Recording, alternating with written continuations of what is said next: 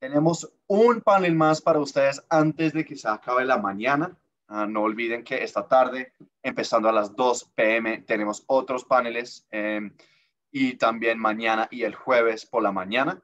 Pero este panel que tenemos ahora para ustedes, que se va a llamar ¿Cómo es el futuro financiero? Retos regulatorios y casos de éxito. Tenemos otro panel de expertos y yo tengo el gusto de presentarles a todas las personas quienes nos van a acompañar. Voy a empezar con los panelistas y después paso al moderador Carlos Miguel Ortiz. Primero, tenemos a Alejandro Vera, vicepresidente técnico de ASO Bancaria. Alejandro es economista y magíster en economía de la Universidad de los Andes, con estudios complementarios en finanzas. Posee además un máster en administración y políticas públicas de London School of Economics, que obtuvo gracias a una beca otorgada por Colfuturo en 2007. A nivel profesional, inició su carrera como asistente de la Oficina de Asesores del Consejo Superior de Política Fiscal del Ministerio de Hacienda y Crédito Público. Durante su estadía en Londres para cursar estudios de maestría, Alejandro trabajó como consultor de la International Budget Partnership, ONG basada en Washington, D.C. También fue investigador, jefe de investigaciones económicas y, posteriormente, vicepresidente de la Asociación Nacional de Instituciones Financieras, y en este último cargo estuvo por 8 años. A nivel académico, ha sido profesor de la Facultad de Economía de la Universidad de los Andes en pregrado y posgrado, de la Facultad de Economía de la Universidad Javeriana y de la Facultad de Economía de la Universidad Sergio Arboleda. Actualmente se desempeña como vicepresidente técnico de ASO Bancaria. Alejandro, muy buenos días, gracias por acompañarnos y qué bueno tener una persona con una maestría de una universidad de Reino Unido. Buenos días, amigo, ¿cómo estás? Claro que sí. Muchos recuerdos del Reino Unido hace 10 años que estuve por allá, 2 años largos. Ay, qué bien, me alegra y gracias por estar en este panel. El siguiente panelista es el señor Eric Rincón Cárdenas, el presidente de Colombia FinTech. Eric es abogado de la Universidad de Rosario con posgrados en Derecho Financiero y Derecho Contractual de la Universidad de Rosario también. Tiene un diplomado en Comercio Electrónico Internacional de la Universidad Externado de Colombia, diploma de estudios avanzados, maestría en Derecho Mercantil de la Universidad Alfonso X X de España, doctor en Derecho de la Universidad Europea de Madrid. En la actualidad es socio de Rincón Cárdenas y Moreno, presidente de la Asociación Colombia FinTech desde el año 2018 y profesor asociado de la Facultad de Jurisprudencia de la Universidad del Rosario. Entiendo que Eric nos va a acompañar muy pronto. Siguiente panelista es el señor Pablo Tomás. Pablo es el Senior Manager Advisory Financial Services de PwC Colombia, un afiliado de Bridgeham Colombia. Pablo cuenta con más de 20 años de experiencia en consultoría de transformación digital, tecnológica y organizacional y ha liderado grandes proyectos de transformación digital en el sector bancario y asegurador. Cuenta con amplia experiencia en planeación estratégica, gestión y gobierno de TI, transformación de equipos multidisciplinares en equipos de alto rendimiento, integración e implementación de arquitecturas tecnológicas para clientes en Europa y Latinoamérica, como parte de la ejecución de programas de transformación digital y ágil. Pablo es ingeniero de sistemas, tiene un MBA de EADA en Barcelona y certificaciones en Design Thinking, gerencia de proyectos, dirección de equipos de trabajo, ITIL, Agile Scrum Master, Scrum at Scale y Scrum Product Owner. Pablo, un gusto tenerte aquí representando a PwC, uno de los afiliados de Bridgeham Colombia. ¿Aló, Pablo? ¿Me oyes? Ahí estabas en mute. Hola, buenos días. Ahora sí, Pablo. Hola, ¿qué tal? Parece que hay algún problema con la conexión por aquí. Bueno, pues encantado de estar con vosotros hoy, en el día de hoy. Muchas gracias por la invitación y nada, pues estoy encantado de poder saludaros a todos. Claro que sí, bienvenido. El siguiente panelista para ustedes hoy es el señor Thomas McAllister. Thomas es cofundador y SVP regional de Business Development en Novo Payment. Thomas es intraemprendedor y emprendedor con más de 17 años de experiencia en servicios financieros y retail. Supervisa el desarrollo comercial y las relaciones con los clientes para comerciantes digitales, mercados y bancos regionales. Antes de unirse a Novo Payment, Thomas ocupó puestos de liderazgo en Carrefour y BNP Paribas Cardiff. Thomas, buenas tardes, buenos días todavía, perdón. Uy, ha sido una mañana larga. ¿Cómo estás? Michael, buenos días. Muy bien, muy agradecido de la invitación y bueno, muy contento de poder participar de este panel y de esta conversación. Claro que sí, gracias por acompañarnos. Y ahora les presento al moderador, el señor Carlos Miguel Ortiz. Carlos Miguel es Business Owner de Banco de Occidente, otro afiliado de Bricham Colombia. Carlos es apasionado por la transformación digital y cultural de la compañía y la solución de problemas a través de metodologías ágiles e innovación en pro de entregas tempranas de valor. Carlos hace parte del grupo encargado del escalamiento de metodologías ágiles y cambio del mindset organizacional y es obsesivo por la identificación de hábitos y rutinas que lleven al máximo desempeño personal y profesional. Y Carlos Miguel, pues muchísimas gracias por ofrecer moderar este panel. Yo creo que la audiencia ya debe estar cansada de escuchar mi voz, entonces pues va a ser un gran cambio. Gracias, Michael. ¿Cómo están y cómo están todos? No sé si me escuchas bien. ¿Sí? Te escucho un poco lejos, la verdad. Ok. Vamos a ir mejorando aquí. En nombre de Banco de Occidente, para mí y para todas las personas que van a participar en este panel, es un gusto, en particular el segmento corporativo e institucional del banco, que es, digamos, el que hizo el acercamiento con la Cámara. Como lo dijiste, apasionado por la innovación y desde ese punto de vista y alineado con la estrategia del banco del lado de los que hacen, pues mucho de materializar las ideas y poder llevarlas a cabo. Entonces, pues espero que esta charla sea de interés para ustedes y para el resto del foro.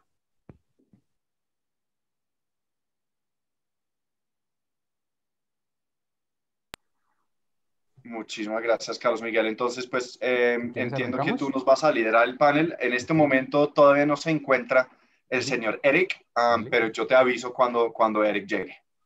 Listo, muy bien.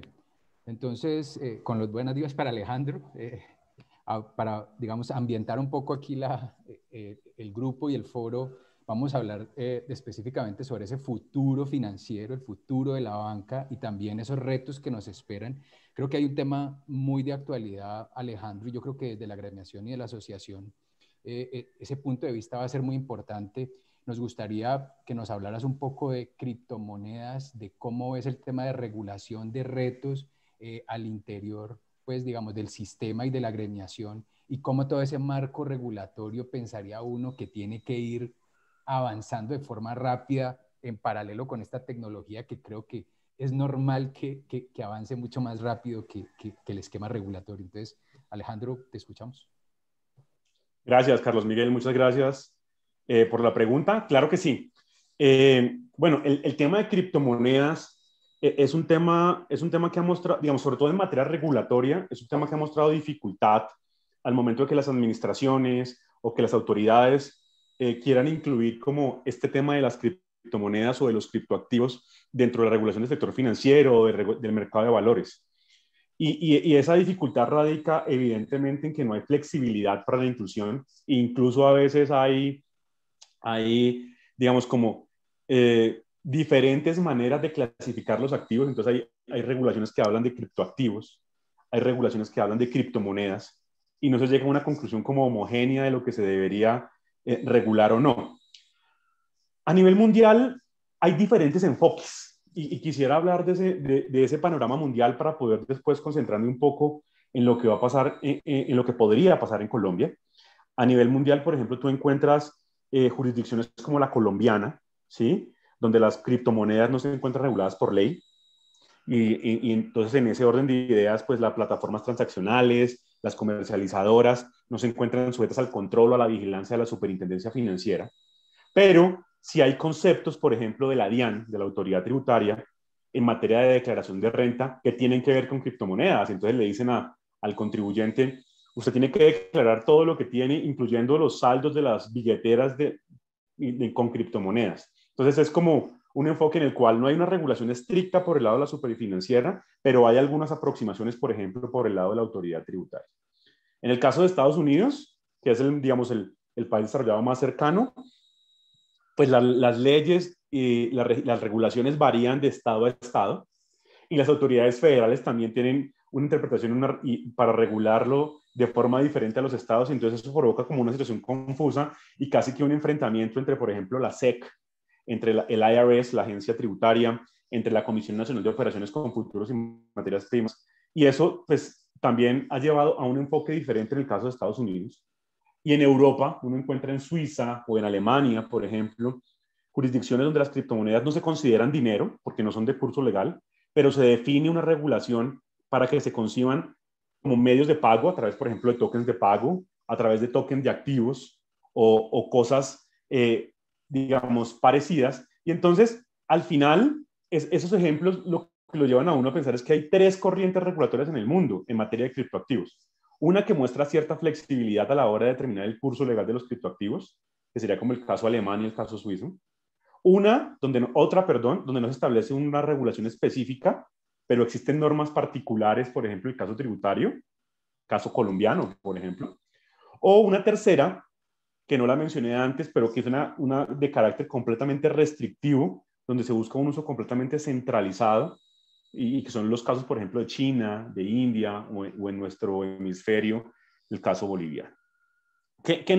Dicho eso, ese panorama, ¿qué nos depara el futuro? ¿Cuál creemos que es el futuro, la tendencia, y cómo creemos que la industria bancaria y obviamente el gremio, la asobancaria, que es el espacio donde se discuten todos estos temas y donde se diseñan las mejores prácticas para buscar apropiarnos de la tecnología y generar al final mayor inclusión financiera y menores costos para los clientes? Pues creemos que es muy importante buscar cómo regular el tema de criptoactivos, pero esa regulación pues debe definirse o debe basarse mejor en 2 cosas muy importantes. Por un lado, se debe definir bien el tema de criptoactivo, y en segundo lugar, debe ponerse mucho énfasis en la seguridad de los consumidores.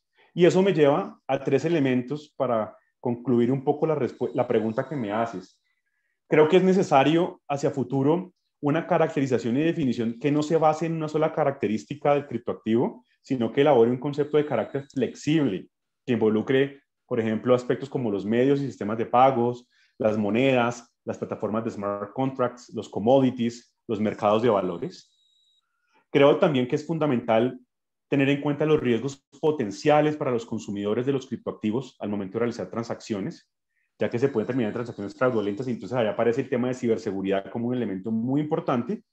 Y adicionalmente, pues hay que buscar regular también toda la actividad de los facilitadores o agentes que intermedian con criptoactivos, a los que se les deben exigir, por ejemplo, requisitos en materia de identificación y conocimiento de cliente.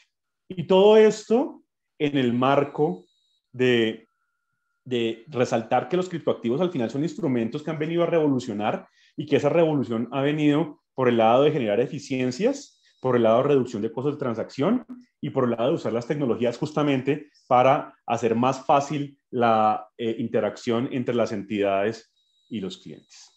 En el caso colombiano, pues ya hay un piloto, ustedes seguramente lo conocen, que es el tema del piloto que hay con criptoactivos en la superintendencia financiera, que es simplemente un piloto en materia de cash in y cash out, buscando de alguna manera facilitarle a los clientes el uso o la interconexión con billeteras o con intercambiadores, exchangers de criptoactivos.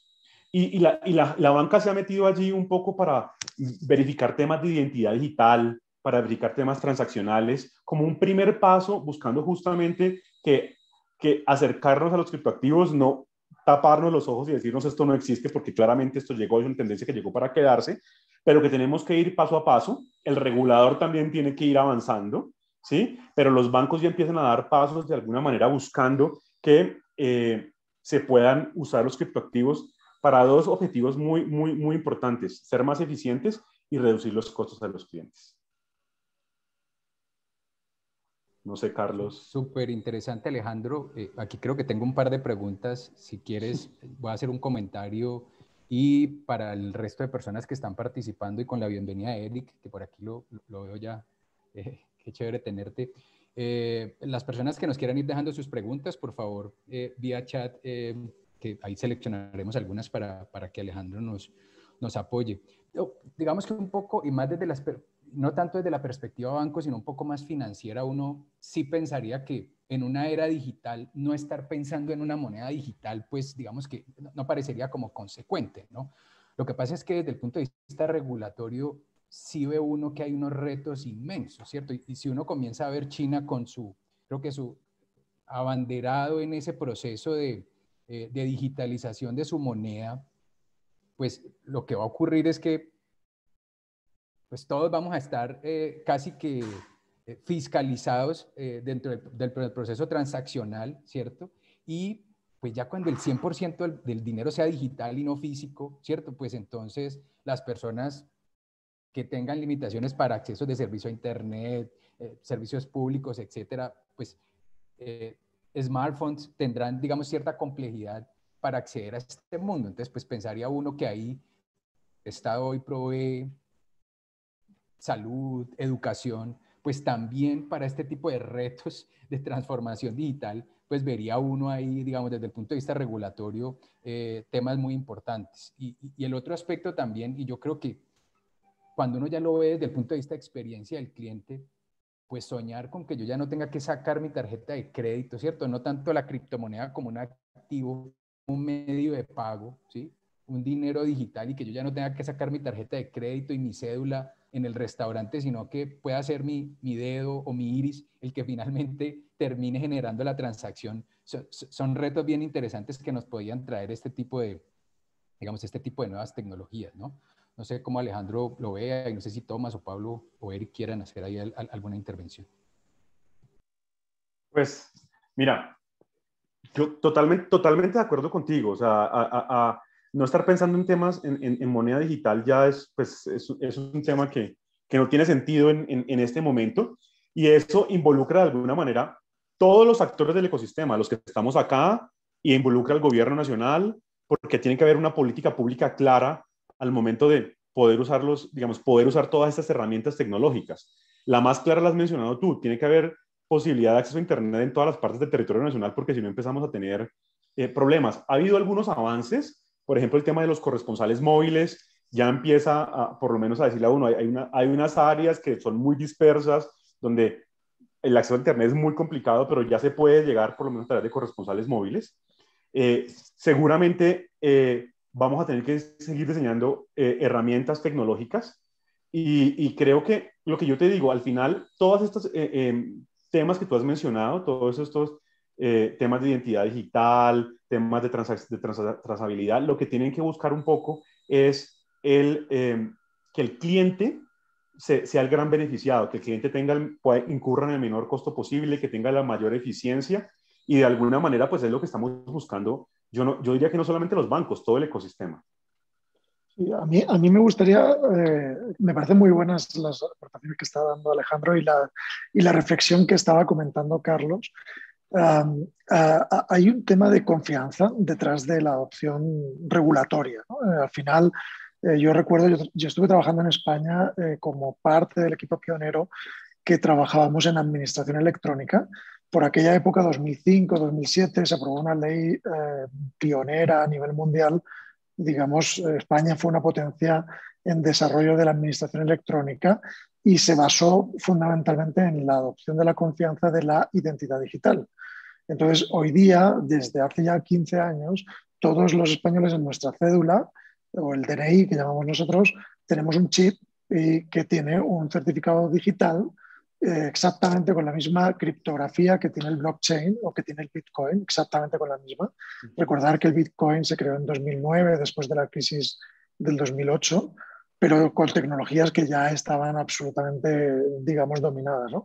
Entonces, al principio fue un hándicap regulatorio el poder hacer que las personas se identificaran con su identidad digital, porque siempre estaba la posibilidad de que alguien estuviera suplantándoles. Pero la probabilidad de que eso ocurra es tan baja o menos que la probabilidad de que alguien te firme manuscritamente un voucher de una tarjeta de crédito, ¿no? Cuando estás firmando. Entonces, también hablando del caso de China que comentaba Carlos, hay una historia que me apasiona, y es que los chinos inventaron el papel moneda.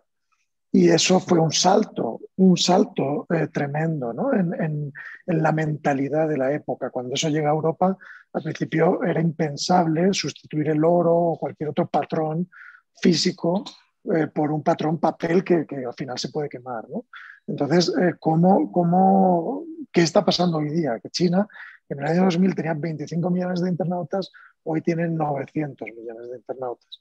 ¿Qué está pasando? Que hoy día ellos con WeChat están haciendo pagos con criptomoneda y se estima que en 10 años el 15% de las transacciones en China, que suponen el 4% de las transacciones a nivel mundo, se hagan ya con criptomonedas, ¿no? Entonces, el blockchain, que es una tecnología que está basada en la criptografía, está tiene un montón de casos de uso posible.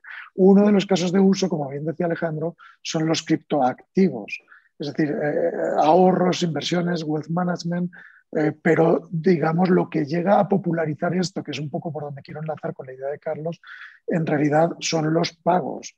Es decir, el hacer popular, el hacer que todo el mundo, como decía Carlos, con su iris, con su dedo, pueda realizar un pago de una manera sencilla, sin fricción, porque no nos engañemos, hoy día tener una billetera en cripto tiene un costo, ¿no? Yo recuerdo todavía que hace ya unos años iba a comprar 1.000 euros en blockchain y dije, en Bitcoin, perdón, y dije, no los compro porque es que me cobran un 10%, ¿cómo voy a pagar 100 euros? ¿No? Hoy tendría 50.000. ¿No? Entonces, y me importaría poco esto, pero bueno, más allá de la parte especulativa, que no es en la que quiero entrar, sino en la otra, que es en la de los retos que hay en regulación, la barrera regulatoria se va a eliminar en función de que, pues digamos, los bancos centrales ya están en diversos países, como son Suecia, como es, digamos, Tailandia, pero también Corea del Sur, y aquí más cercanamente en Uruguay y también en República Dominicana, ya se están haciendo pilotos de criptomoneda auspiciados por los propios bancos centrales de esos países. El Banco Internacional de Pagos a nivel mundial ha hecho un informe con donde participan los 7 principales bancos centrales del mundo, entre ellos la Reserva Federal y también el Banco Central Europeo, donde están ya trabajando en hacer esos pilotos de criptomoneda y hacer que esas monedas nacionales se empiecen a digitalizar. Es decir, esto no tiene vuelta atrás, ¿no? Es decir, la cuestión no es si se va a adoptar o no. O sea, ya el tema está suficientemente claro que está adoptado. El tema es que lo podamos adoptar y hay un rol muy importante ahí que me gustaría escuchar un poco a Carlos, también, bueno, y al resto de panelistas, pero Carlos como representante de un banco importante aquí en el país, y es el papel que van a jugar y que ya están jugando los bancos en esa, digamos, en ese rol, los bancos y las instituciones financieras en general, ¿no? En ese rol de hacer que, digamos, la criptomoneda no sea solamente un lugar donde hay un ahorro, un activo, una especulación, sino que también es una cuestión de popularización, ¿no? ¿Y qué vamos a hacer con la infraestructura que necesitamos a nivel mundial y a nivel de Colombia, que necesitamos pues, para que eso realmente ocurra, ¿no? Hay una cantidad de retos, una cantidad de oportunidades que me parece que es importante o interesante que hablemos en este panel. Muchas gracias, Pablo. Sí, de acuerdo. Pues digamos que yo creo que por ahora la banca, muy desde lo que puede ser la sombrilla de una moneda bajo, digamos, los lineamientos del Banco Central, como lo dije al principio, tiene que ocurrir, ¿cierto? Hoy en una era digital, pensar en que no estamos hablando de moneda digital, pues sería incongruente. El punto es que creo que al menos las criptomonedas que vemos ahora, más desde la óptica financiera que desde la óptica técnica, pues tienen algunas inquietudes desde el punto de vista de valoración y de cómo adquieren, pues, digamos, el precio de mercado. Y ese será, digamos, uno de los retos que tendríamos que enfrentar. Yo, pues, digamos que el caso, al menos dentro de lo que puede ser una moneda oficial que conozco, pues es el de Venezuela, ¿sí? Con el petro, pero que en un concepto muy personal creo, pues, que se explica más en en un tema hiperinflacionario, el tema de reservas, de cómo sortear el tema de los bloqueos, más que específicamente algún tipo de mejora en la experiencia del cliente, fortalecimiento del sector y la asociación, ¿ok? Yo no quiero dejar de hacer unas preguntas, no sé Alejandro y Michael también, si me dicen cómo vamos de tiempo, quiero hacer un par de preguntas aquí al panel, si están de acuerdo. Estamos muy bien de tiempo, Okay. Carlos. Tenemos unos 35 minutos más. Y para confirmarte que nos acompaña Eric Rincón de Colombia FinTech ahora. Ya lo saludamos. Eric, bienvenido y muchísimas gracias por acompañarnos. Gracias, Michael, por la invitación. Yo me excuso por haber entrado un poquito tarde, pero hoy se está discutiendo en estos momentos en el Congreso, estaban en audiencia pública un par de proyectos de ley y bueno, eso me tuvo ahí un poquito ocupado hasta este momento. Bueno, pues muchísimas gracias por encontrar el tiempo de unirse a este panel. Ya Carlos Miguel lo está liderando, entonces te devuelvo la palabra, Carlos. Listo, Michael. Sí, por acá Ricardo Gómez nos hace una pregunta y nos dice, Alejandro y todos, creo que es de nuevo un tema específico sobre la regulación y creo que sobre todo desde la óptica del control. Digamos, ¿qué hacer o cómo hacer dado que el anonimato de las direcciones hace inseguro el sistema? Nos pregunta Ricardo. ¿Qué creen ustedes allí que desde su óptica podríamos contestarles? Bueno, yo me voy a atrever a hacer algún comentario sobre ese tema y sobre la necesidad de regular las criptomonedas, que también vi otra pregunta que nos han hecho sobre el tema de la regulación de los criptoactivos. Yo sí creo que es necesaria la regulación por un tema que tiene que ver con la confianza de los diferentes actores, grupos de interés sobre la dinámica de los criptoactivos en Colombia. Cuando estamos hablando de nuestra transaccionalidad sobre este fenómeno, pues estamos en los mejores rankings, salimos a veces de terceros, en otros salimos de quintos, pero en cualquier caso siempre estamos entre los 10 países que más transan criptoactivos, y esto tiene diferentes razones. Una, que puede ser que nos gusta mucho la adrenalina, como dirían popularmente. La segunda, que nos gusta mucho la especulación. Y la tercera, que pueden estarse desarrollando fenómenos al margen de la ley, utilizando precisamente algunos temas que pueden estar vinculados a las características funcionales de criptoactivos, entre ellos el anonimato, la dificultad en la trazabilidad, etc.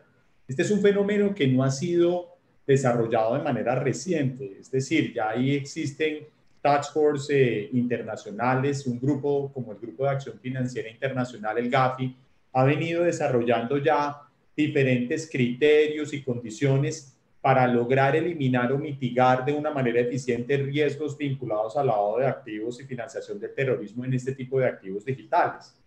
Y piénsese que hoy en día, hoy sigue siendo el principal instrumento de lavado de activos, incluso con estudios del Banco Interamericano, entre otros, sigue siendo el manejo del efectivo.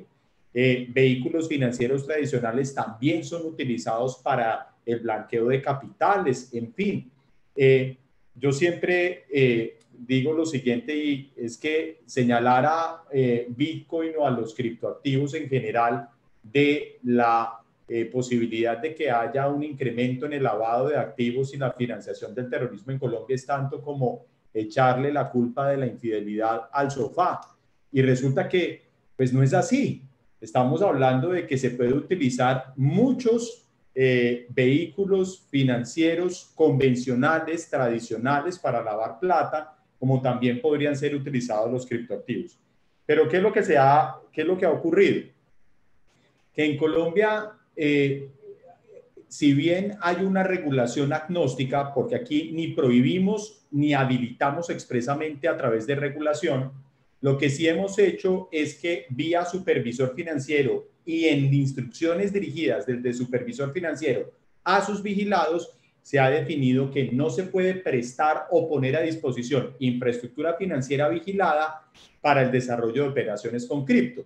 ¿Eso a qué ha llevado? A que los bancos, entendiendo de manera adecuada o inadecuada, con un alcance distinto, esa especial disposición, pues lo que han hecho es, apenas se dan cuenta o advierten que hay algún cliente realizando operaciones con cripto, cancelan cuentas o las suspenden o entra en una etapa, digámoslo así, en el purgatorio financiero. No te entran, no puedes salir, queda suspendido, en fin. Hay circunstancias de esas que pueden llegar a ser muy complicadas para cualquier consumidor o cliente y, por supuesto, el tema que ha generado desde el año 2017, que comenzaron a salir estas cartas circulares, pues en lugar de sanear el mercado, que era como el propósito del supervisor, que se desarrollara un mercado de manera más transparente y que no se hicieran operaciones desde los vigilados con este tipo de activos digitales, lo que ha venido es creándose un mercado negro clandestino y que ha generado, incluso en mi concepto, más dificultades. Ustedes van a ver las estadísticas de Local Bitcoin para ver a través de dónde o a través de qué vehículos la gente pone plata allí o saca la plata allí. Esa es información que casi que esas estadísticas son públicas. Utilizan vehículos financieros convencionales, pero es un mercado subverticio, clandestino, donde yo no le cuento nada al banco y le digo que estoy haciendo operaciones de venta de software, estoy haciendo ahora soy un consultor internacional en materia de desarrollo informático increíble y lo que estoy haciendo son operaciones fiat. Entonces, en Colombia se necesita primero darle tranquilidad operacional a todos los actores. Primero a los clientes o consumidores financieros que quieren utilizar este tipo de instrumentos por varias razones. Uno, por especulación, porque quieren invertir en activos alternativos, porque no creen ya en instrumentos financieros tradicionales de inversión, o porque quieren sencillamente tener una unidad de cuenta que les dé la posibilidad de extender su operación más allá en el tiempo, en fin, tener como un ahorro, que mucha gente dice, yo compré hace 6 años unos 10 bitcoins, pues con esos 10 bitcoins hoy en día podría hacer muchas cosas. Entonces, ese tipo de propósito es perfectamente loable.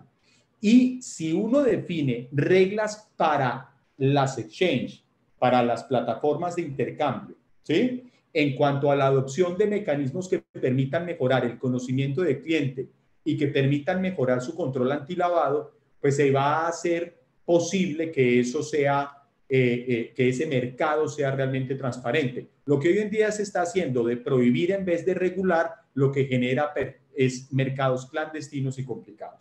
Pero el segundo factor, y por eso la discusión no es una discusión solamente sobre si cripto es o no un medio de pago, porque yo creo que esa es una discusión que ya, pues, internacionalmente ya nadie da, acá en Colombia sí, pero afuera ya es claro que puede ser medio de pago, puede ser claramente un medio de pago electrónico. La discusión sí tiene que ver con la autoridad monetaria. En el centro de esta discusión, la autoridad que debería estar verificando qué está pasando con el tema es el Banco de la República.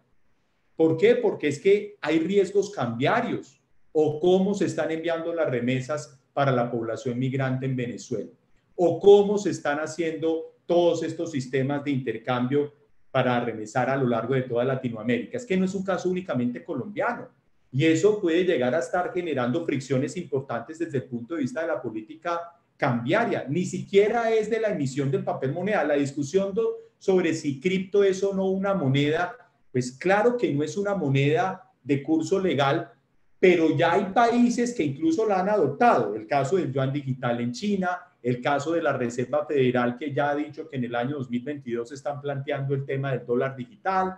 Es decir, nosotros la regulación es necesaria para, sobre todo, otorgar confianza a los diferentes partícipes en este tipo de mercados y, muy importante, para el mismo cliente financiero. El cliente bueno, el cliente que quiere desarrollar la operación con finalidades de inversión, que quiere tener y ojalá que, digámoslo así, ese mercado que el piloto controlado que está desarrollando en estos momentos con 9 alianzas la Superintendencia Financiera derive en instrucciones para los vigilados. Pero más allá de ese piloto controlado, esa no debe ser la única esperanza ni nuestro plan A. Ese debe ser el plan B. Debe haber una regulación en el Congreso para las plataformas de intercambio y debe haber algún tipo de pronunciamiento alrededor de la política cambiaria por parte de la Junta Directiva del Banco de la República, para que este tema realmente se comience a formalizar, más allá de si la discusión es de si es una moneda o no, que acá en Colombia no lo es, pero claramente sí entrar en la discusión de cuáles son sus efectos cambiarios y cuáles pueden llegar a ser las fricciones desde el punto de vista tributario, etcétera, que eso es algo que toca definir. Eric, muchas gracias. Muy interesante la ponencia. Pablo, me gustaría darte la palabra, ¿cierto? Porque creo que desde el proceso de asesoramiento y consultoría, ese punto de vista sería bien interesante. Cuéntanos, hoy PwC, ¿cierto? En ese proceso de acercamiento con los clientes, cuando también tocan el tema de criptomonedas, ¿qué le estamos diciendo, ¿no? ¿Qué tan cercano está? ¿Qué tan riesgoso? ¿Cuál es el camino que deberíamos recorrer pensando pues en este tipo de activo, como también lo decía Eric, como un medio de pago ya dado por sentado? Nos gustaría conocer ahí tu opinión. Bueno, pues claro, muchas gracias por la pregunta. Hace poco, preparando este panel, no sé si os acordáis, hablábamos de que Price ahora recientemente había aceptado un pago en Bitcoin y yo dije, pero bueno, ¿cómo que ahora? O sea, estamos en 2021 y me puse a buscar y efectivamente hay una noticia de abril de 2021, pero hay otras noticias de noviembre del 2019 y otras de septiembre del 2017. Es decir, hace ya años que eso viene siendo una realidad en diversas geografías. Price forma parte, por ejemplo, en España, del Astra, que es una de las redes de blockchain, no solamente en temas de Bitcoin, sino en temas de otros casos de uso que tiene blockchain, porque sabéis que tiene casos de uso no solamente relacionados con la parte de monedas, sino también con otras partes relacionadas con la cadena de valor o con la cadena de suministros. Aquí recientemente en Colombia hay un caso muy interesante de la Agencia Nacional de Tierras que tiene un caso de uso de blockchain súper interesante precisamente para evitar que se roben dominios de predios por parte de, digamos, personas malintencionadas, precisamente asegurando que la trazabilidad existe en el blockchain, ¿no? Pero bueno, volviendo a la parte de monedas, un poco lo que estás diciendo, lo que estábamos diciendo, ¿no? Lo que está diciendo ahora Eric es muy interesante. Ya Estados Unidos está pensando en el dólar digital. Es decir, yo creo que Colombia tiene una influencia muy fuerte sobre lo que haga Estados Unidos. Eso para mí es un mensaje contundente, ¿no? Para una nación como Colombia. Es decir, ya no es un tema de que en China están haciendo algo, hay alguien en Lituania que está haciendo un caso, hay alguien en Ucrania, en fin, países con un nombre más o menos exótico. No, ya es un lugar común, ¿no? Es decir, la adopción de criptomonedas y la digitalización en criptografía, ¿no? De monedas digitales es un movimiento que ya es imparable, ¿no? Que ya hay varios pilotos a nivel mundial desde hace 4 o 5 años está viendo que lo están llevando a cabo, ¿no? Y entonces es un tema que nosotros estamos viendo ya básicamente el siguiente paso, que es cómo hacemos que instituciones financieras, pues de las que forman parte los que estamos asociados en Colombia FinTech, como es el caso de la asociación que preside Eric, pues estamos viendo, ayudando a que esa forma de uso sea una forma de uso absolutamente normal. Yo estoy absolutamente de acuerdo con Eric. Si no se regula, sencillamente pues va a haber más mercado negro. Tiene que haber una regulación y tiene que haber una forma de identificar. Paradójicamente, lo que resuelve blockchain y Bitcoin en particular es la trazabilidad. O sea, paradójicamente, la trazabilidad es uno de los principales fuertes tecnológicamente hablando detrás de blockchain.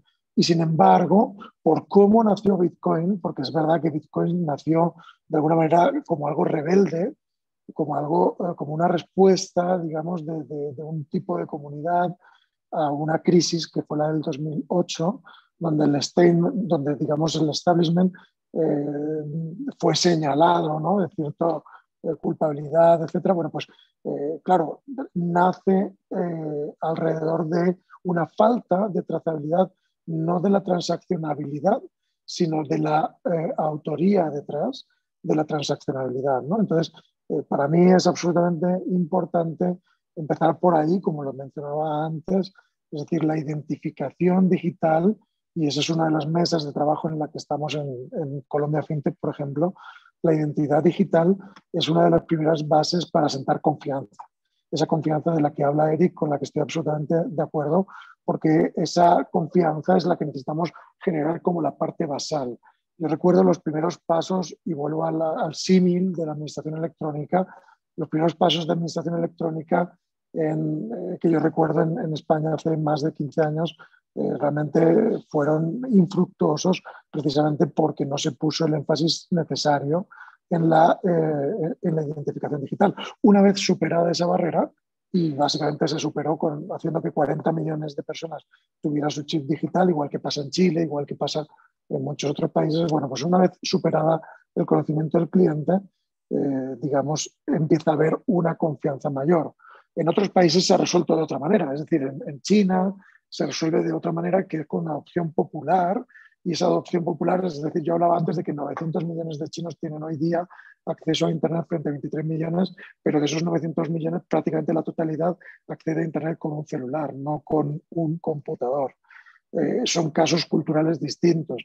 En Estados Unidos, por ejemplo, regular la identidad digital es mucho más difícil porque ni siquiera existe una cédula, ¿no? Una cédula de identificación del ciudadano, como la existe en países latinos, donde sí estamos basados bueno, hay personas en el foro que saben mucho más que yo de derecho, como está bueno, Eric y muchos de vosotros, pero claramente venimos de un mundo legislativo donde necesitamos sentar ciertas bases de confianza, y yo creo que a Colombia precisamente le vendría bien superar esa parte primero de la confianza en las personas, el conocimiento del cliente, la trazabilidad no de la transacción, que ya la garantiza el propio blockchain, sino de un propio blockchain que asegure la trazabilidad de la identidad de quien está haciendo las transacciones.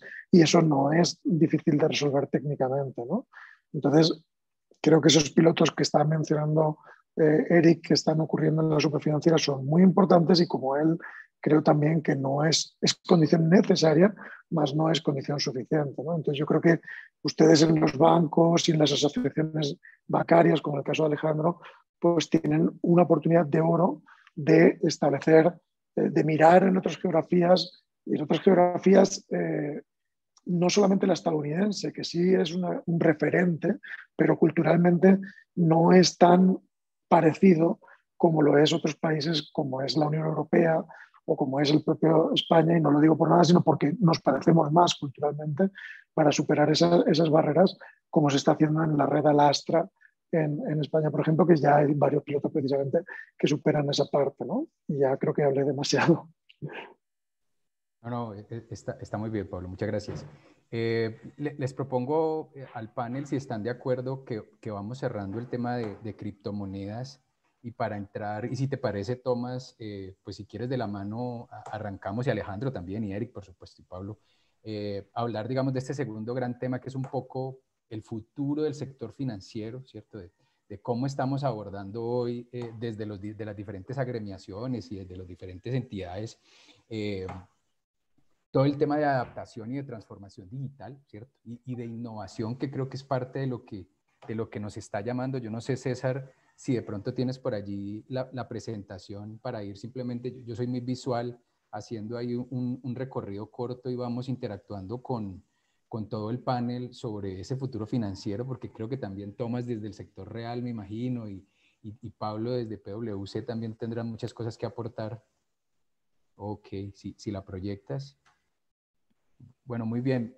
Pues en principio me pidieron hablar aquí un poco sobre transformación digital e innovación en el sector bancario, y pues desde mi óptica era imposible arrancar a hablar de transformación digital y de innovación sin hablar de modernidad en una cosa tan básica como es la empresa, ¿cierto? Y por eso quise traer aquí esta parte del libro de Eric Rice, porque Hoy digamos que las empresas, siento yo que trabajan o se mueven bajo nuevas coordenadas, ¿sí? Estamos arrancando a trabajar de forma colaborativa, algo que puede ser común para empresas que nacen digitales o que tienen esa, digamos, esa semilla de startup, pero digamos que para organizaciones tradicionales vamos en ese proceso de escalamiento. Esquemas de trabajo para entregar valor constante al cliente, ¿cierto? A través de procesos más ágiles, sustentados en ciclos muy cortos, ¿cierto? De mejora continua, y algo que me parece fundamental dentro del proceso estratégico y de transformación digital, que son planes de corto plazo manteniendo, digamos, una mirada hacia el futuro. Y cerrando, digamos, con lo que puede ser algo obvio, pero que en organizaciones grandes es a veces complejo de lograr, y es involucrar a toda la organización, sobre todo ahora que venimos hablando de estrategia digital y de visión. Por eso, pues digamos que simplemente aquí como introducción quería arrancar con una empresa moderna es aquella donde todos los empleados tienen la oportunidad de ser emprendedores, ¿cierto? Una empresa moderna es una empresa que respeta a los empleados y sus ideas. Una empresa moderna es disciplinada y rigurosa en la ejecución de su actividad principal, pero esto me parece súper relevante, y es que también se vale de un conjunto de herramientas para la gestión de emprendimientos, ¿cierto? O sea, esas iniciativas que al interior de la banca se están gestando hoy, tipo emprendimiento, sobre todo para comenzar a recorrer este camino de alta incertidumbre que nos viene trayendo. César o Liz, si me ayudan ahí con la siguiente. Desde el punto de vista de retos de transformación, yo que estoy viendo más como una, digamos, como una necesidad o esa base en la que tiene o en la que está gestando la banca toda la visión digital. Primero, un claro estilo de gerenciamiento agile, ¿cierto? La forma y el ritmo en que enfocamos la toma y la implementación de decisiones en la organización, eso es algo que es fundamental. Históricamente también en la universidad me enseñaron pues que para crecer una organización había que arrancar con un plan de negocios, y ese plan de negocios partía de investigar y adquirir, digamos, la mayor cantidad de información, y creo yo que ese sería como el panorama correcto en un escenario que fuera normal, pero hoy estos escenarios ya no son normales. Por lo tanto, hoy las organizaciones tienen que aceptar y tenemos que aceptar que la información nunca va a ser perfecta y completa para tomar las decisiones. Ahí es donde utilizar al cliente como guía y entender y ayudarle a capacitar a los equipos para tomar decisiones de formas diferentes resulta un esquema fundamental. Y lo segundo, transformar nuestras organizaciones en una organización con dos estructuras. Una que se encargue de explotar ese día a día en lo que somos buenos y donde hoy somos ganadores, pero la otra parte, la parte de la exploración en la innovación, porque digamos que hoy en día lo que ocurre normalmente en las organizaciones, o el mayor reto que tiene la innovación, está respecto al tiempo de calidad. O sea, hoy yo siento que en muchas de las organizaciones estamos sintiendo que la innovación es un proceso poslaboral, es una, digamos, una tarea adicional, y no hay gente, porque hoy lo regular es estar ocupado, y lo charm es estar ocupado y tener la agenda full, y si uno trabaja de esa forma, digamos, ¿qué tiempo tiene para estar pensando en el futuro de la compañía? Digamos que ahí veo yo dos oportunidades bien importantes. Y antes de entrar aquí en este aspecto fundamental, al menos desde la óptica banco, no sé si en esa parte como administrativa y estratégica alguien del panel quisiera hacer ahí alguna intervención o continuamos. Carlos, yo quisiera adicionar algo que es muy importante en relación con estos temas que tú muy bien tocas, y tiene que ver con la cultura. La transformación digital, más allá de ser un tema de tecnología, implica dos temas. Uno, hablamos de personas, y cuando hablamos de personas debemos tener claro cuál es el objetivo de esa transformación digital. Y cuando hablamos de ese objetivo de la transformación digital, tocamos algo muy importante dentro del resto de organizaciones, y es la cultura. Hoy por hoy, el gran desafío de la transformación digital es la gente, es las personas, no es la tecnología por sí misma. Y ahí es donde yo creo que cuando los emprendedores, cuando ese nuevo forma de hacer y ejecutar las cosas a la manera tradicional entra a ser disruptiva, porque se crea una cultura diferente, se crean unos propósitos en que las personas empiezan a actuar de forma diferente. Y creo que fundamentalmente cuando hablamos de transformación digital y sobre todo en temas como los de servicios financieros, estamos hablando de desafíos más allá del uso de X o Y tecnología. Hace unos minutos hablábamos de las criptomonedas, podemos hablar de open banking, podemos hablar de pagos, de distintos tipos de modelos de servicios financieros, pero lo que en todos los casos es común es que los distintos participantes de los ecosistemas transaccionales deben entender culturalmente que esto es un tren bala y ese tren bala cultural hace que cada una de las personas se tenga que subir a ese tren, a cambiar de forma disciplinada la forma en que actúa e interactúa con sus colegas y con las organizaciones y, y que no lo puede seguir haciendo pedaleando en un triciclo y esperando que las cosas sucedan de manera tradicional, llamémoslo. Y para eso hay otro componente que se vuelve crítico en la cultura y es la data y los hechos. La cultura en la transformación digital también tiene que llevar a que la gente utilice de manera adecuada la información. Entonces, yo creo que cediéndote un poco la palabra, Carlos, estos componentes que parecen obvios, a veces a la gente cuando se habla de transformación digital se le olvidan por completo.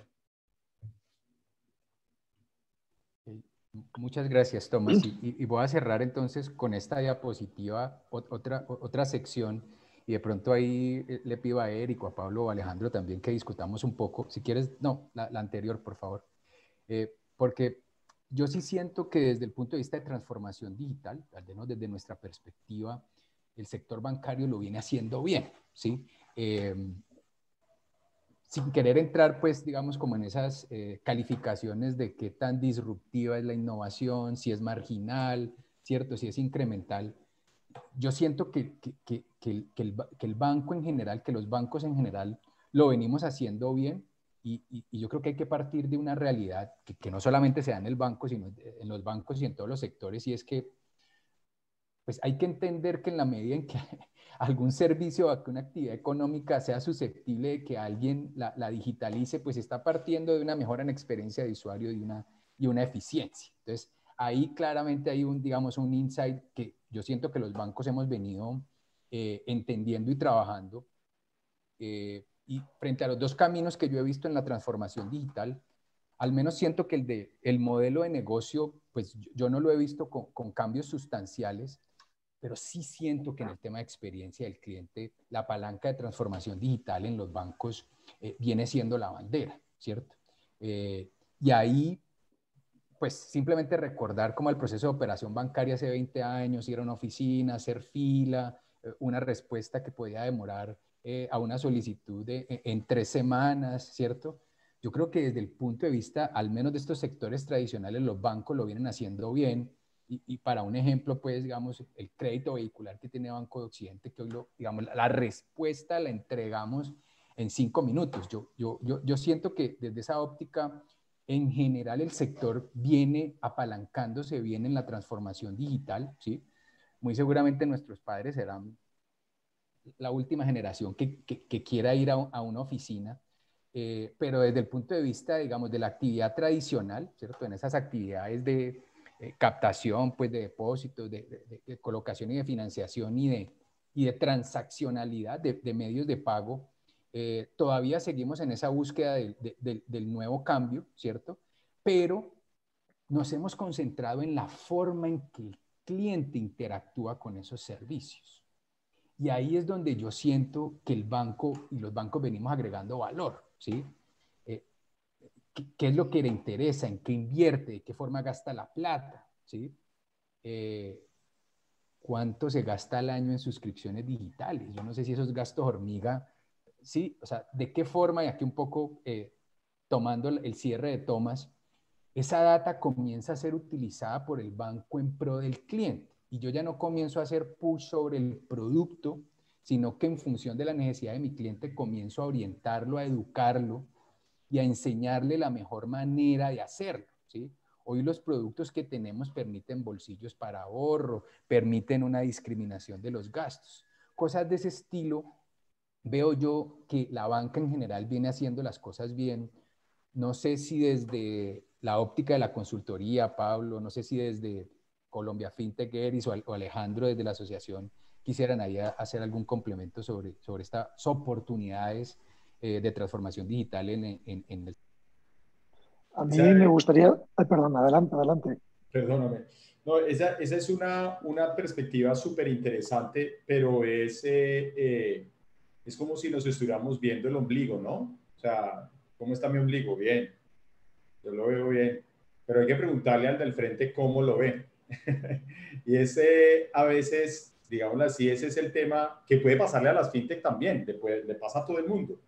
¿Cómo lo estamos haciendo? Bien, pero cómo lo está haciendo, lo está sintiendo el consumidor es tal vez uno de los grandes desafíos que hoy en día existen. Definitivamente la estrategia, desde el punto de vista organizacional, ha cambiado de centro. Antes, en el diamante de Porter, a uno lo que le enseñaban, lo importante es el producto o el servicio, y hoy en día lo importante es el usuario, y el usuario significa llegar mucho a su experiencia, llegar además de eso con productos o servicios que permitan desarrollar esas necesidades de una manera paramétrica para cada consumidor.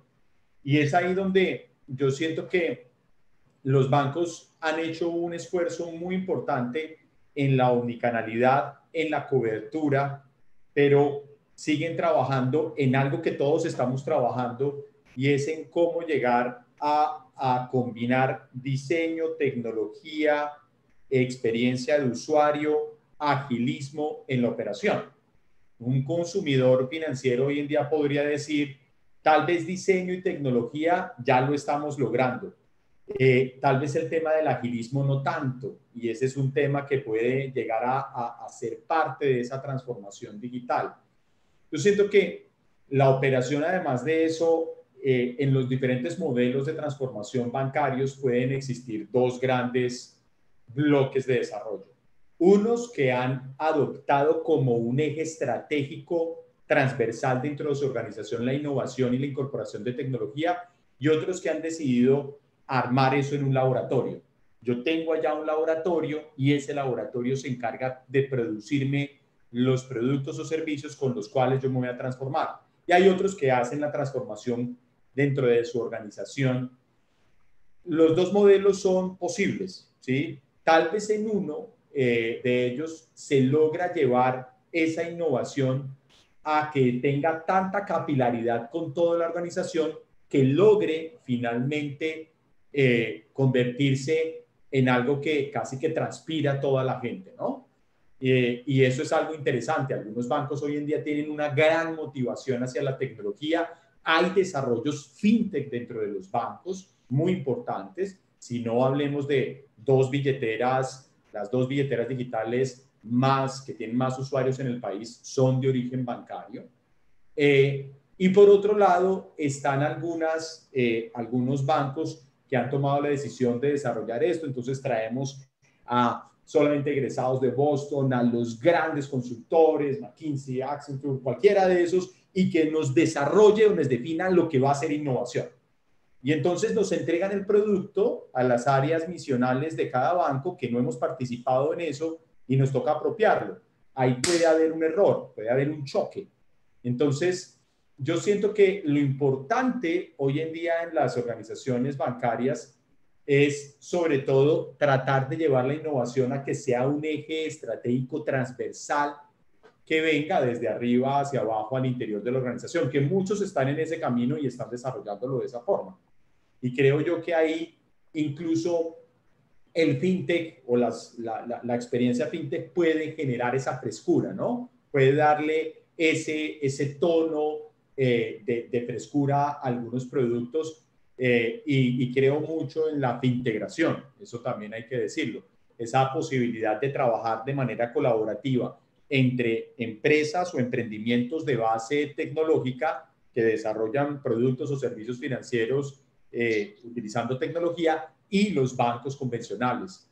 Creo que eso es perfectamente posible. Yo personalmente no veo como un antagonismo en esa materia. Creo que los dos están luchando por la inclusión financiera en el país, pero sí creo que la transformación hay que verla mucho desde la perspectiva del consumidor. ¿Cómo nos está viendo el consumidor? Debería ser un tema de permanente reflexión al interior de cualquier organización, incluyendo fintechs y bancos. Cómo nos está viendo en tiempos, cómo nos está viendo en diseño, cómo nos está viendo en incorporación de nuevas tecnologías, cómo desarrollamos nuevos modelos de negocio transformando productos y servicios financieros de la actividad tradicional utilizando tecnología, pero sobre todo con ese efecto transformador. Porque alguien podría decir, no, es que ya estamos transformados digitalmente porque tenemos cuentas de ahorro electrónicas o porque tenemos créditos digitales. Yo creo que esa es omnicanalidad, es una parte interesante de la transformación, pero se queda corta frente a la necesidad de presentar productos realmente transformadores. Pues esa es una visión complementaria, obviamente. Muchas gracias, Eric. Interesante reflexión. Yo aprovechando lo que comentaba Carlos y ahora Eric, ahí quiero unir dos conceptos. Un concepto que me ha parecido súper interesante, Carlos, que es el que has mencionado del modelo startup, ¿no? Que es un poco también con lo que está mencionando, digamos, la dicotomía fintech versus banco, hablando de instituciones financieras. Nosotros en Price, hace ya más de 10 años, hicimos una reflexión, ¿no? Es decir, ¿por qué empresas que hace 20 años, en esa época hacía 10, eran startups? Por ejemplo, Google, ¿no? Google era una startup hace 20 años, no tanto, ¿no? De hecho, yo recuerdo como usuario beta del correo de Gmail, hace 20 años o más o menos, 19, 20 años, ya 20, 21, tuve mi primera cuenta en Gmail y recuerdo que era un cambio de concepto distinto, ¿no? Pero bueno, tuvimos una reflexión y es ¿por qué, cómo hacemos para que estas empresas que ya llevan un recorrido de decenas o cientos de años, como pueden ser algunos bancos, tengan un modelo ágil como lo tiene Google, como lo tiene Netflix o lo tiene Spotify, ¿no? Entonces, esas empresas que estaban naciendo en ese momento, nacían con mucha menos carga operativa y por tanto con mucha más facilidad startup, con mucho menos mochila, menos peso detrás que les impidiera, digamos, alcanzar ese cambio. Y ahí estoy absolutamente de acuerdo con Tomás y contigo, Carlos, y es que es un tema cultural, ¿no? Es un tema de la mentalidad, ¿no? Entonces, lo que hicimos fue ver precisamente cómo desde la cultura podíamos hacer una reflexión que permitiera cambiar la manera de liderar, que mencionabas en la lámina anterior, la manera de liderar de una manera más ágil, pero ¿qué significa liderar ágil, ¿no? Y básicamente al final la respuesta es dejar mucha más libertad y poner metas inspiradoras, pero no tanto meterse en el cómo se hacen las cosas, ¿no? Que está un poco también detrás de la filosofía ágil. Y entonces ayudamos a un banco muy importante en España que lleva ya más de 100 años de operación, que es ING. Lo ayudamos a hacer una transformación digital súper interesante. Y por más de 10 años hemos estado ayudando junto con otras consultoras, pero nosotros liderando ese proceso junto con ellos. Ellos se convirtieron en apenas 5, 6, 7 años en el sitio más apetecido por los ingenieros de sistemas para trabajar. Es decir, yo soy ingeniero de sistemas, mi primera formación, ¿no? Cuando uno como ingeniero de sistemas termina la carrera, no está pensando en trabajar en un banco, está pensando en trabajar en algo que le permita retos innovadores, y un banco perdón, no es, cuando yo acabé hace 20 y tantos años, no es el lugar donde uno pensara que había innovación, ¿no? Pero eso cambia, eso ha cambiado. Entonces, este modelo que hemos aplicado con Spotify, que hemos liderado, nos ha permitido escalar. Es decir, hay una cosa que te doy la razón. Ya todos los bancos, o muchos de los bancos, y aquí en Colombia también afortunadamente, están dando un salto. Están dando un salto hacia la digitalización, pero también, como dice Eric, muy centrados quizás todavía en el omnichannel, ¿no? En el crédito digital, en la experiencia de usuario, pero no todavía en la experiencia del empleado, que es fundamental. Esa experiencia del empleado es la que da riqueza a que den saltos cualitativos en cómo crear, ¿no? Y eso es lo que vinimos a operacionalizar. Es decir, nos encontramos muchos bancos en Colombia y en otras latitudes que ya tienen sus primeros laboratorios ágiles o laboratorios digitales. Y está perfecto, está muy bien, todos empezamos así. Yo llevo en el mundo del agilismo ya mucho tiempo, más de 10 años, y realmente es la manera en la que hay que empezar, esa es la manera, no hay otra. Pero cuando ya uno ha dado unos cuantos pasos ahí y se enfrenta a un paradigma que no sé si lo pusiste en la lámina por ese motivo o no, pero es el paradigma de la organización dual, ¿no? Tenemos una parte de la organización que es ágil, pero esos son los locos que innovan, y tenemos otra parte de la organización que no, que esa es la tradicional, esa es la de verdad.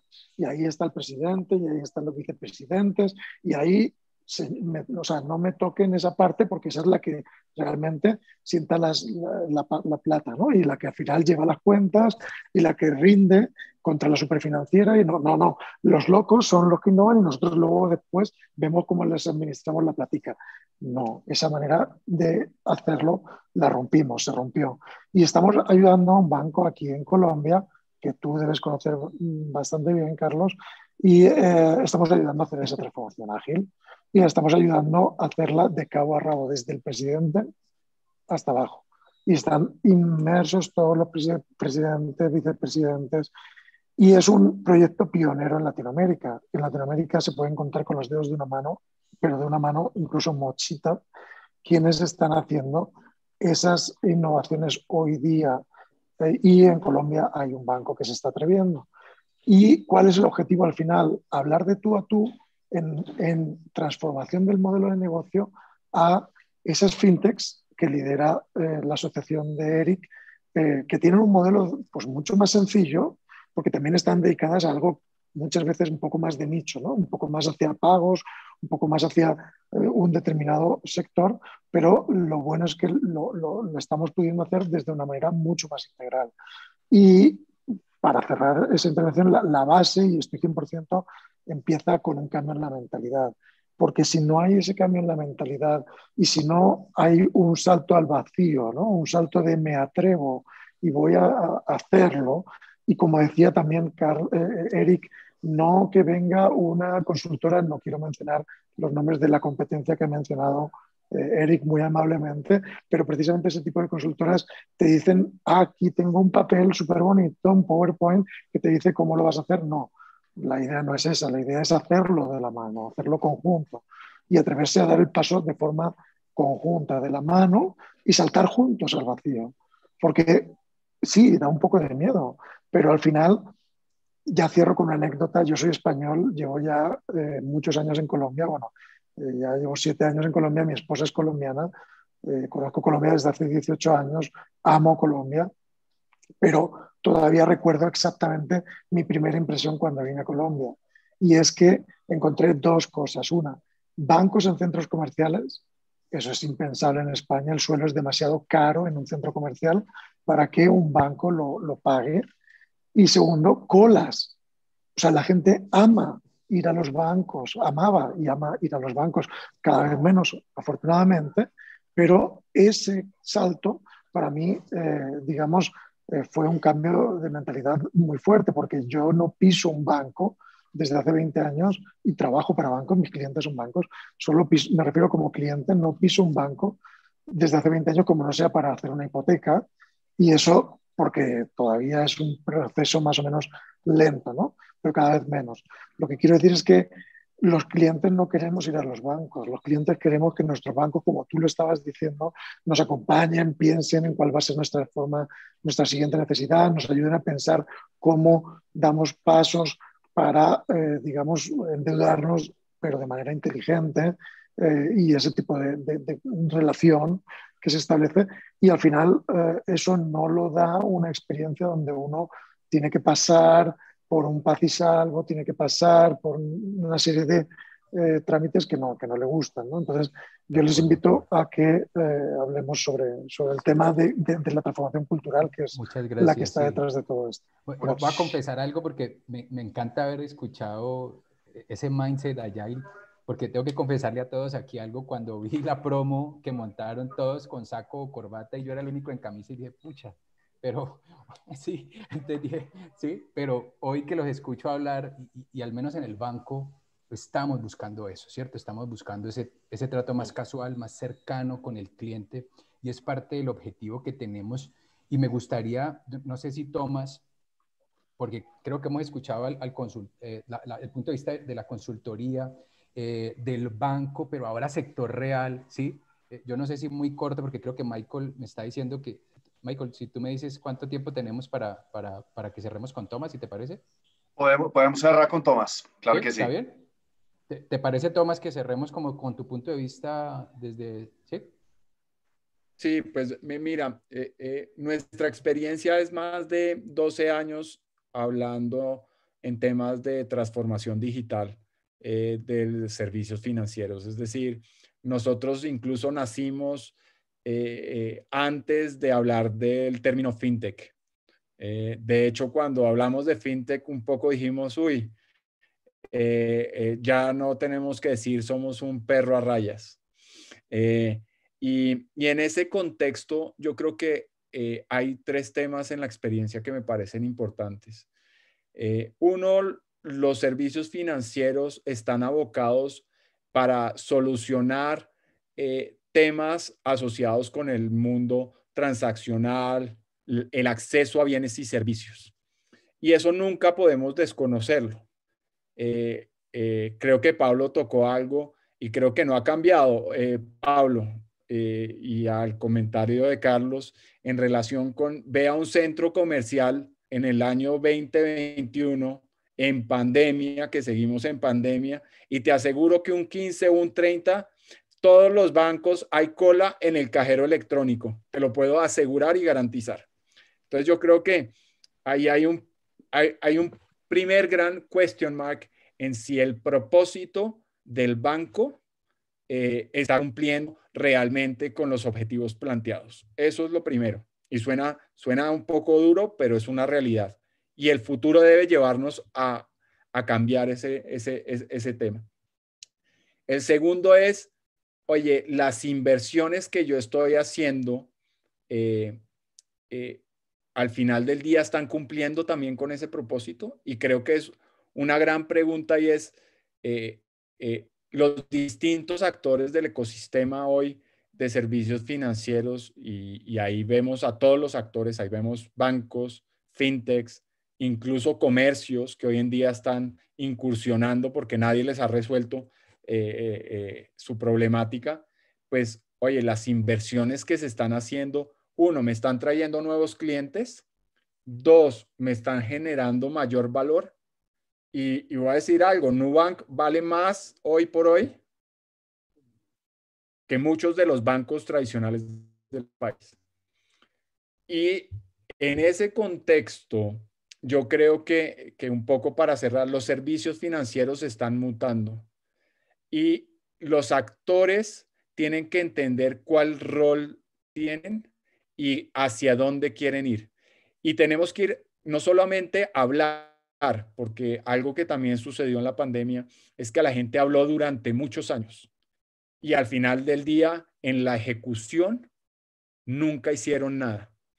Y la ejecución nunca hicieron nada porque la cultura no estaba adoptada para hacer nada.